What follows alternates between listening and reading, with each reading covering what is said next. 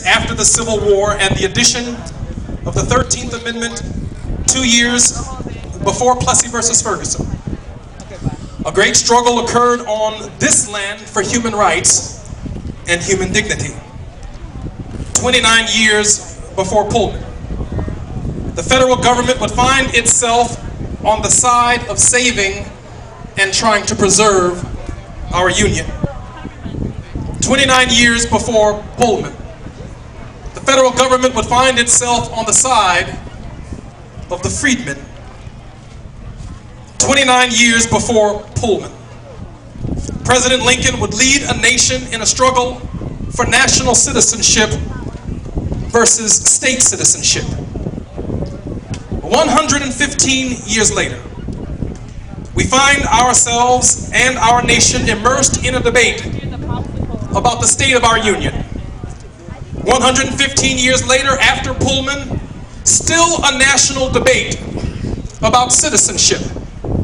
Whether we are red, yellow, brown, black, or white, we're all precious in God's sight. There is no such thing as an illegal human being. All people are God's people. 115 years later, we are here to demand that the federal government once again be on the side of the union and the people over the states and private interests. 115 years later, we have the right on 111th and Cottage Grove to have more guns than we need. But we do not have in our mighty Constitution the right to health care which every American deserves. We are here to demand a more perfect union for every American.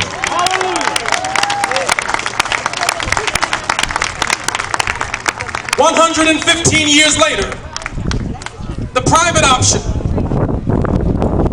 is Federal Express and UPS. The public option for under 50 cents is in the hands of organized men and women at the United States Postal Service. The public option covers the barrios and the ghettos. They do not know a day off. Ladies and gentlemen, the American people deserve coverage from one end of this nation to the other end of this nation.